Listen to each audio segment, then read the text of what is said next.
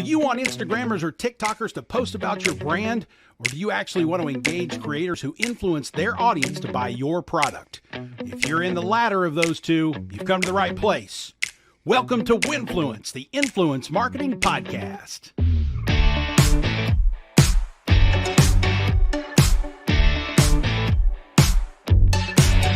Hello again, friends. Thanks for tuning in to Winfluence, the Influence Marketing Podcast. Depending on where you are at the table in the influencer marketing space, your meal is slightly different.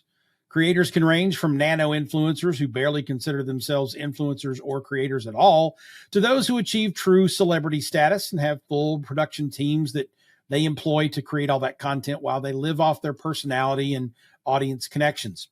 For brands, you can be super nimble with your budget and work with the former of those. You can go big and work with the latter, but most find themselves somewhere in the middle, jockeying around a mix of small and medium creator partners, with a few big ones popping in from time to time. The same range is found in the software space. You can find influencer marketing solutions for free or close to free, and you can also sign up for enterprise solutions that run thousands of dollars per month. Then there's the talent management segment. Now, you don't find many who work with creators under around 40 or 50,000 followers, but there is a huge difference in those who work with that level and those who manage 6- and 7-figure brand deals with the biggest stars in social media. Tamima Shamas falls into that last category. The 24-year-old former child actor started Next Step Talent at age 21. Its employee roster is all people under 30, and they are responsible for amplifying creators to become some of the most followed influencers in the world. Their roster includes a bunch of Gen Z creators, frankly, I've never heard of, but that's what makes the next tidbit most impressive. That roster has more than 6 billion YouTube views. One debuted an album at number 7 on Spotify. Another was TikTok's biggest POV or point of view star. They had talent featured in YouTube's Black Creator Class of 2023 as well. I'll drop a link to their roster page in the show notes so you can go see who they all are. I didn't recognize any of them, but I'm not their target audience clearly. So throwing out names here might impress you. I don't know who these people are. Go check them out. Anyway, Tamima knows how to shape content creators into influencers with massive followings. I asked her to come on the show to share some of that knowledge with us, as well as talk about the impending threats to the big influencer business as brands recoil from inflated prices and an abundance of UGC. She's a smart one, gang. Get ready to learn her thing or two from the queen of influencer talent, Tamima Shamas, today on the show. As always, this episode of Winfluence is presented by Scipio.ai. We are helping brands transform their digital marketing with user-generated content, videos, and images at scale. Why? Well, I'll tell you why. Shopify data shows user-generated content quadruples your ad click-through rates. UGC drives as much as 7 times more engagement on social media than what you've been using. UGC improves website conversions by as much as 29%. And email click-through rates by as much as 73%. UGC is also more trusted by consumers than even traditional influencer content. And Scipio.ai is building the next generation of visual content management solutions. While we fully bake all that, right now, Scipio.ai can plug you into your own community of users, find those who create great content, and help you engage them to do it for your brand. Your digital marketing performs better. You don't have to go looking for content to use for paid or owned campaigns. And we've got a team to manage it all for you if you want. Come see us at Scipio.ai if you want me to personally show you the platform and how we can solve your digital marketing performance problems with high-performing UGC. Just go to jasonfalls.co/Scipio, fill out that form, and I'll personally set up time to chat with you. That's jasonfalls.co/Scipio. Seriously, folks, we can make your marketing perform better and take a handful of content problems off your hands. jasonfalls.co/Scipio. How to build social media stars out of content creators, and is the bubble going to burst on the big stars soon? We'll talk to Tamima Shamas next on Winfluence.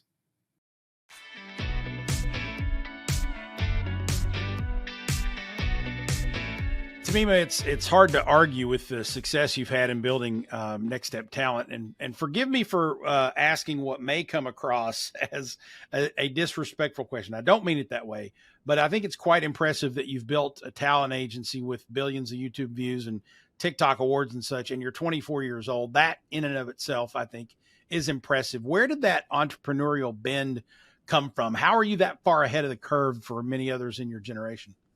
I think being an entrepreneur is, I think, partially genetic, and then I also think a lot of nature and nurture and how you grow up. And so, fortunately and unfortunately, I grew up in a situation where I had to kind of care for myself and my siblings at a very young age. And so I started working when I was 10 years old, and it was just one of those things where I just knew that's what I had to do. If I wanted to go to college, I had to work young, save money, be educated enough to be able to go. And so I always took what I was doing really seriously. But the other flip end of the coin is that I was always a very curious kid. I was the kid that was asking questions of like, I wonder who invented this doorknob, and everyone's like, what's wrong with you? Like, I'm talking about like playing with Legos right now. Like, what is wrong with you? And I just genuinely just was like that, and I always thought it was weird. And now that I'm friends with all these entrepreneurs, they all say the exact same thing, that they were the young outlier, but just the person that constantly was getting made fun of for being curious about weird and random and obscure things of like, how was this invented or what happened? Or when they're talking about Albert Einstein, like I was constantly wanting to ask questions of like, but how did that happen? And so that like word how and being constantly curious, I think, is the genetic aspect of like, I wasn't just told one day to be curious. I was born that way. And then, the work ethic that came with that was very much so like how I was raised, knowing that it was not really an option and I had to be a really hard worker, or I was going to end up in a situation that I didn't want to end up in.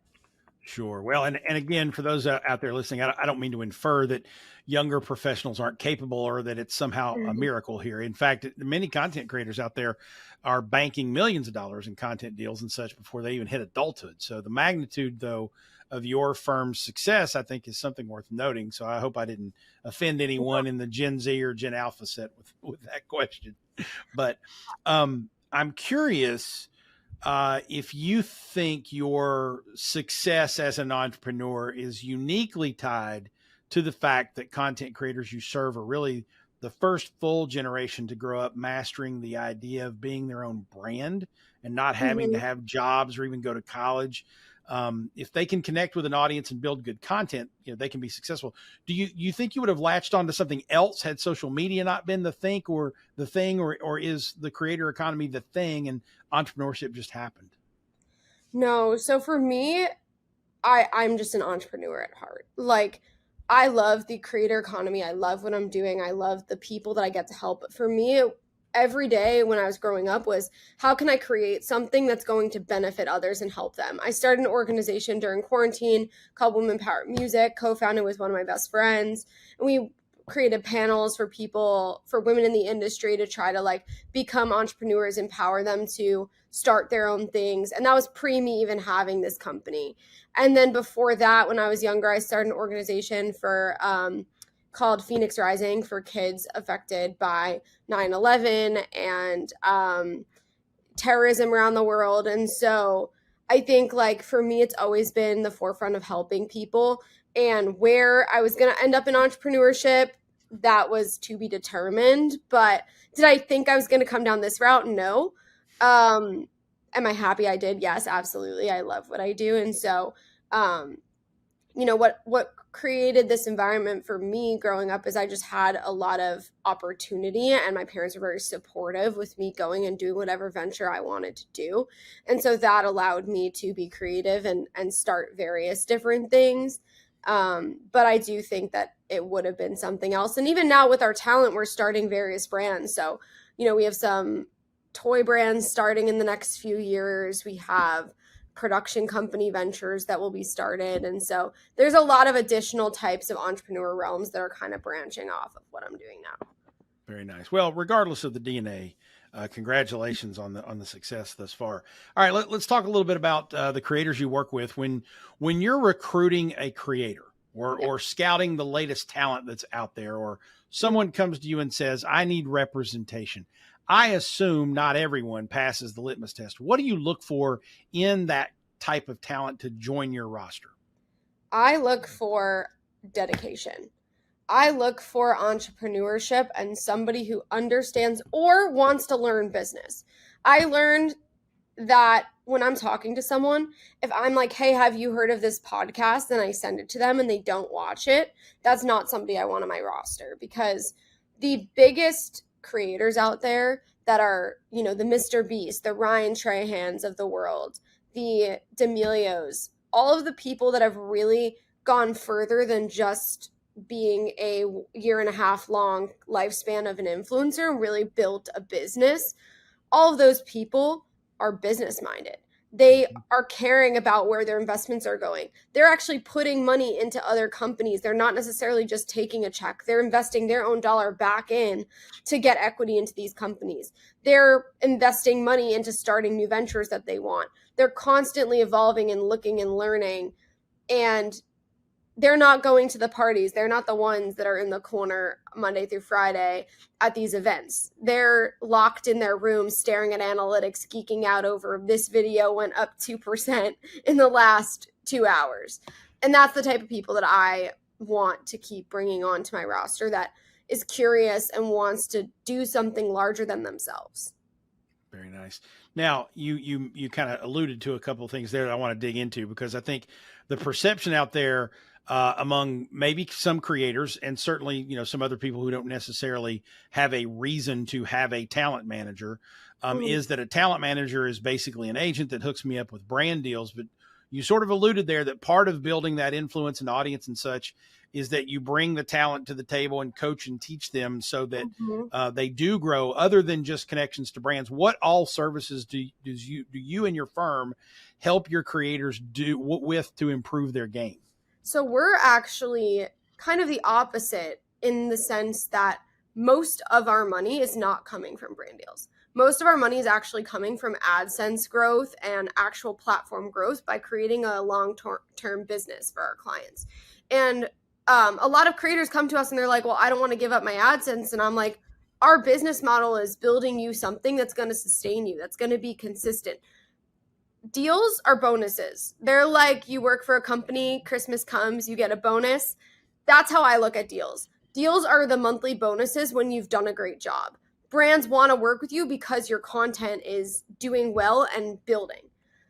Otherwise, you get a bunch of deals and then you don't build. And because you're focused on the deals, you haven't built anything, and then no more deals come. And so for us, it's how can we really strategize and build a brand? How can we build a show? Look at social media like your personal TV show. How can we build something that people want to keep coming back to? Really ideate those ideas. Really make sure that you have something that makes you stand out to the brands, makes you build an audience. You're interacting with your audience. We're helping our creators with their Discord chats with their fan base, like all of those different aspects that actually build a fan base. And then, the furthest aspect is what kind of products do you want to then go into once you've built that. This is over a year, all of our planning is over a year long. For our most successful clients and most successful campaigns are the ones that have allowed us to do those long-term strategies and those long-term ideas. And so that's really what I find to be the most important and most fun. I look at management like a relationship without romance, and that you're constantly building and learning new things, and you're wanting to expand. And people laugh when I say it, but it's just like, for me, it's how can we really build something that's long-term, that's not just for 5 seconds. And a lot of Gen Z is so short-term focused that they're not able to really think and look at that larger picture. So that's what I like to come in. It's also psychology. How can we get you to understand the impact that your content has on somebody? And then how can we build that further? Very nice. So, well, we've got some aspiring content creators out there listening, I'm sure. What advice would you give to a micro or nano type that's aspiring to be big enough one day to have a talent agency or a management firm help guide their success? Here's what I would say. If you have a video do well, I need to know that you know why it did well. Nothing just does well. People are like, oh, I just had this random viral moment. That's just not existent, because there's a reason. Was your hook of your video really engaging? What was the content of your video? What was that piece that latched people on? Would I have watched the video that I posted after that? Was that a good follow-up? Like if this were my favorite TV show and they launched the second video after your first, would I have stayed and watched it? Probably not, which is why it didn't do well. So like you have to start thinking about your content like it's a TV show that you're watching. And would you pay attention? If you and your friends wouldn't sit there and talk about all of the different aspects of this TV show on a Saturday night, well, you're not doing a good enough job. Very nice. That's pretty damn direct and pretty smart. I like that. So we're talking to Tamima Shamus from Next Step Talent. When we come back after the break, I want to shift our focus to the health of the influencer space a little bit, especially at the top levels where Tamima and her firm sit. You brands and agency folks are going to want to stick around for this, so stay tuned.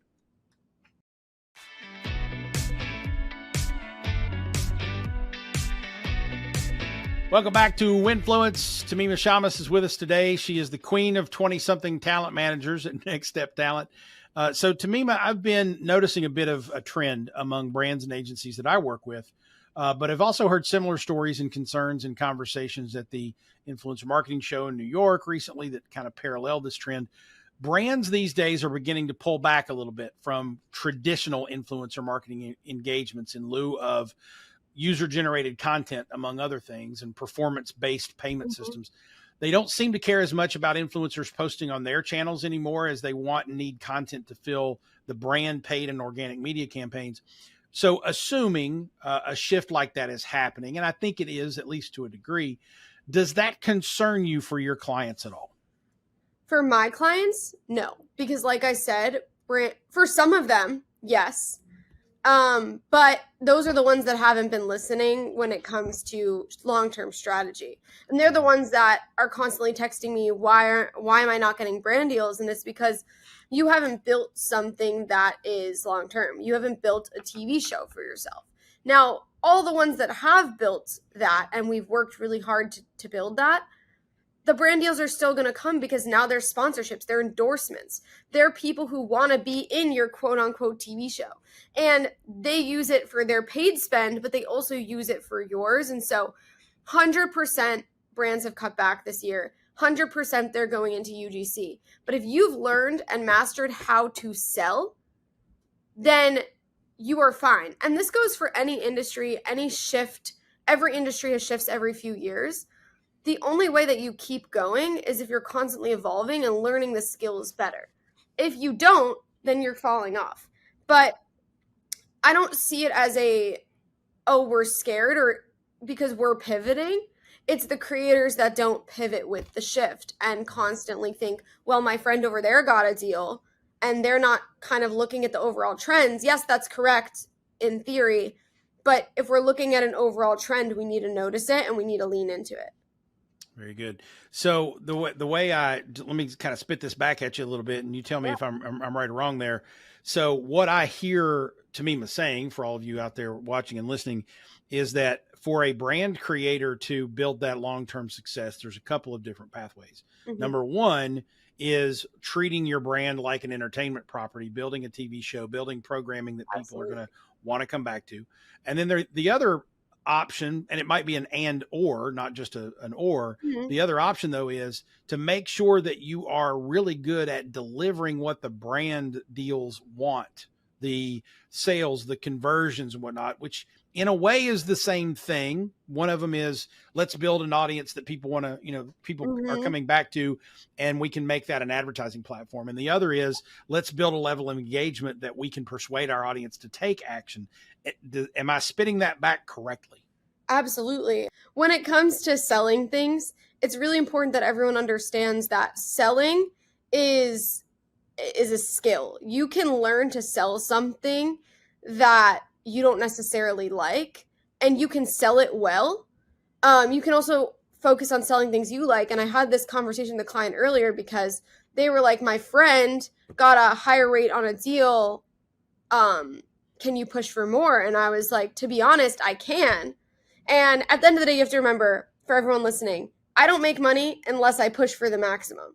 So I could, in theory, but the way I work and my morals work is I was like, your audience is not on brand as on brand. It's on brand, but it's not as on brand. So I'd rather over deliver at a lower price point and have them come back than charge 10K and they never come back. And so this specific client understands that, and we have a lot of dialogue like this, but a lot of influencers are screwing themselves in the foot because they're getting that maximum, but that maximum never comes back.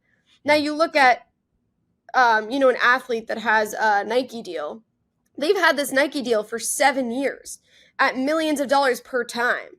So imagine if they just took $5 million for the one deal and they fucked it up, they would never get another one, versus $1 million and you get it for 7 years. Now you're making 2 million more than you would have made otherwise. And so that's kind of the way I look at things, and I try to explain to my clients when it comes to selling, comes to UGC, comes to these other things. If you do really good at UGC, they will end up booking you for your own channels. But you have to be willing to take that $300 UGC deal and really build with them. Brands are not trying to rip off creators. They're not in the game to rip you off if you're upfront, honest, and you give them a good value for what they're getting. Yeah, good stuff. All right, so I want to throw this sort of hypothesis out there that I have. Yeah. Because, going back to your sort of, I guess, primary assertion and avenue of building entertainment properties with your clients and whatnot, so that you have something longer term. And I've developed this hypothesis over the course of talking to several talent managers over the last few months, but I want to throw this out there. Is talent management now becoming an exercise in amplification and promotion of specific content versus promotion of specific talent? Because I think those are two different things. Interesting. We're definitely amplifying talent in terms of a brand.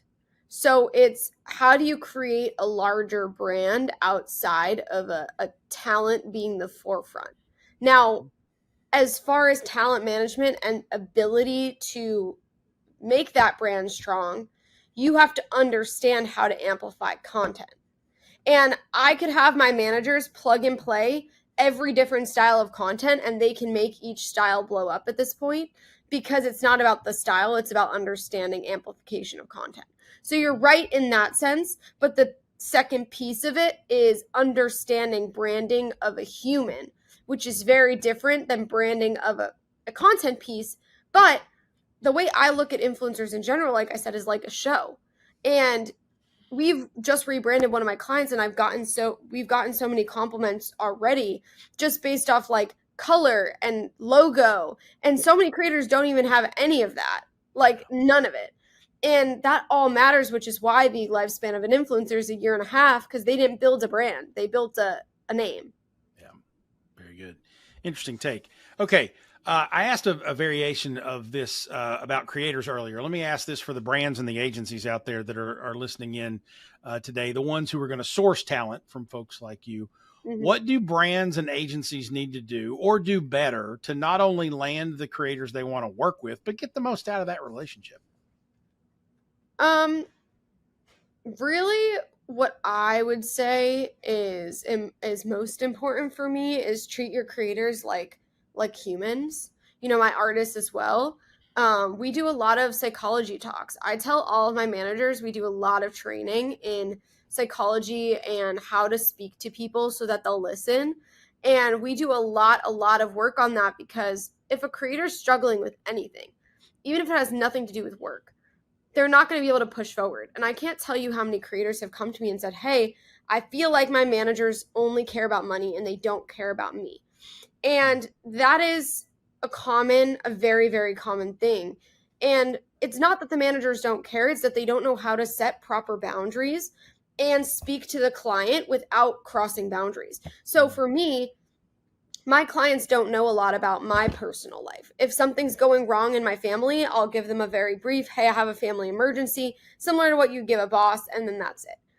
Now, they tell me everything, and we break down the walls of what's going on, because usually if a creator's having a content block, they can't decide what to post. It's usually because something happened that led them to having this content block. It didn't just appear one day. So a lot of managers are like, hey, like, it's fine, you're good, just post. Now, that doesn't work. So what we teach our managers to do is how can we get to the bottom of the problem and then strategize how we can get out of it. You know, I had a manager recently, her client was really overwhelmed, and we only had 2 things for her on her list to do that day. So I was like, she's not overwhelmed because of our stuff. Our stuff is insanely manageable. But our stuff is the cherry on top, because work is always that, like, oh, I have to do this now, for anybody.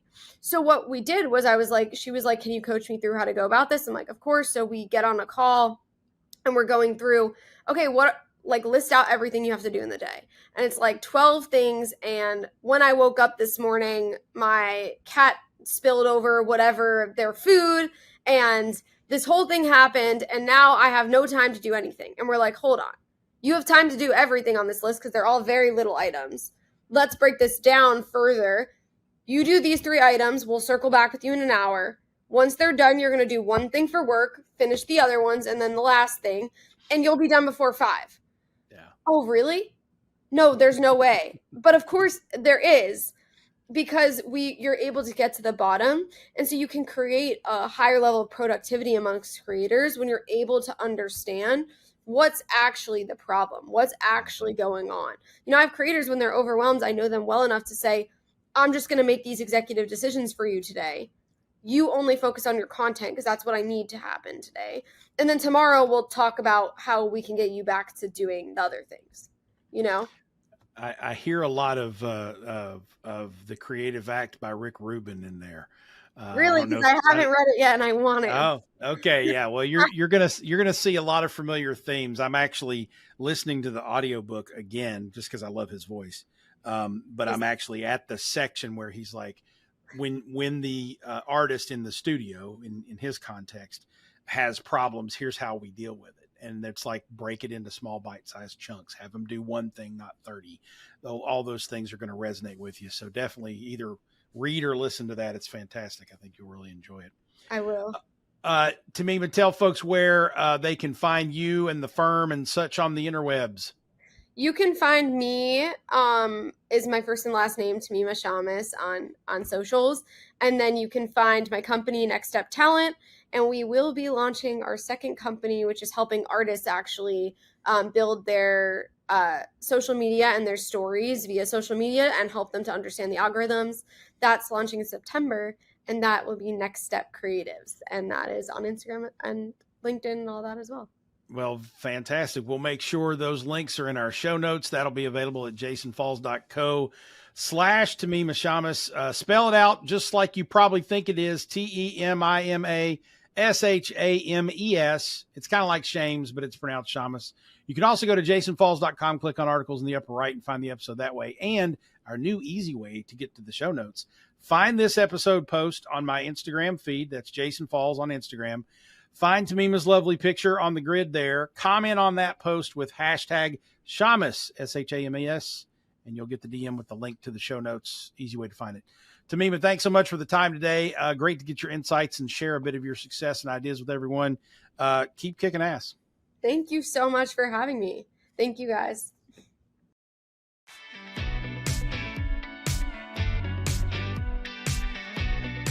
You know, normally when I'm talking to 24-year-olds about the influence space, I either think or sometimes say, get off my lawn.